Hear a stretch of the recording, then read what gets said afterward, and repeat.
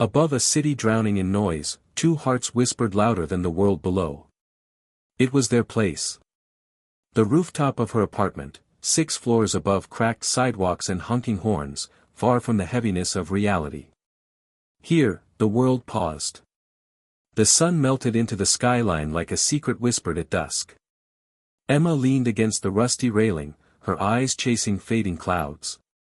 She wasn't the kind to speak much about pain. Her silence said more. Liam stood behind her, holding 2 mugs of lukewarm cocoa. She took one with a quiet thank you and sipped, not meeting his eyes. "Talk to me," he finally said. She shook her head. "Some wounds don't like the light."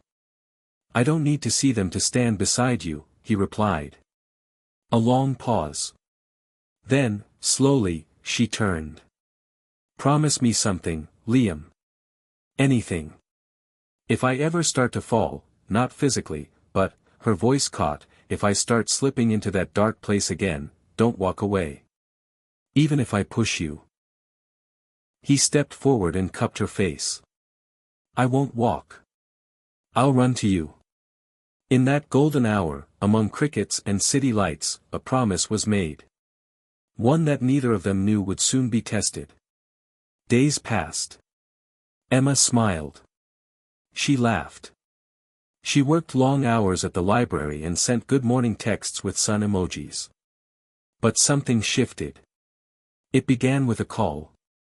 Her phone buzzed one evening as they ate takeout on the couch. She looked at the screen, turned it face down, and said, "Wrong number."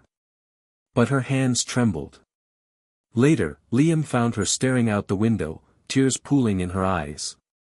"Emma?" he asked. She wiped them away. "Just tired." He wanted to press. But she retreated behind a practiced wall, the kind built over years of surviving silently. The next day, she didn't return his texts. Nor the day after. He stopped by her apartment. Her neighbor said she hadn't been seen since Tuesday. A knot twisted in his chest. By the 5th unanswered call, he knew. She wasn't avoiding him. She was drowning. It was storming. Rain lashed the streets like a punishment. The wind howled against windows. Liam's car sped through the downpour, tires hissing on the slick road. He didn't know how he knew, but he did. She had once told him, "When everything becomes too much, I drive to the old bridge. Just to feel small beneath the sky." That bridge. That cursed, beautiful bridge, where many had gone to whisper their last thoughts. He spotted her car first. Parked haphazardly by the side. Headlights still on. He bolted from his car, rain soaking him in seconds. And there she was, standing at the edge, arms wrapped around herself, hair clinging to her skin. "Emma," he called. She didn't turn. He approached slowly. Like taming a bird on the verge of flight, or fall. "Don't," she whispered. "Please don't come closer." "I promised," he said gently. "Remember? I said I'd run to you." Her shoulders shook. "You don't understand, Liam. It's not about you. It's about the weight I carry. The past I can't escape. I don't need to understand everything to love you through it." A flash of lightning illuminated her face. Wet with tears. Exhausted. On the edge. "I'm tired," she whispered. "Of pretending. Of being strong." Liam stepped closer. "Then fall, but into me. Let me catch you." She collapsed into his arms, and he held her like the sky was falling. His coat wrapped around her. His voice, her anchor. They stood there as thunder growled overhead, 2 souls weathering the same storm. The hospital was quiet. Emma lay in a recliner chair, a warm blanket tucked around her. Liam sat beside her, his fingers laced in hers. She blinked slowly awake. "You stayed." He smiled softly. "Where else would I be?" A moment of silence. "Do you hate me?" she asked. Why would I ever? For almost leaving. For not being strong enough. He leaned in, his voice barely a whisper. Emma, strength isn't pretending you're okay. It's letting someone help when you're not. Tears slipped down her cheeks. This time, she didn't hide them. She told him everything. The call. Her ex's release. The fear.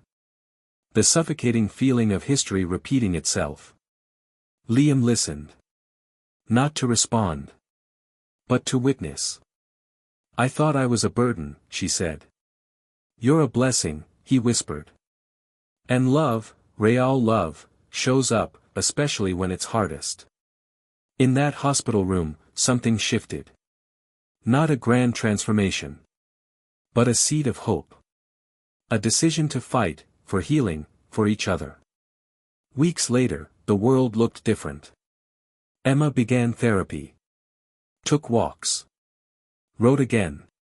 Laughed, not to mask pain, but because joy returned. One morning, they walked through a quiet park. Birds sang. Dew sparkled. The air was full of beginnings. Emma paused by a tree.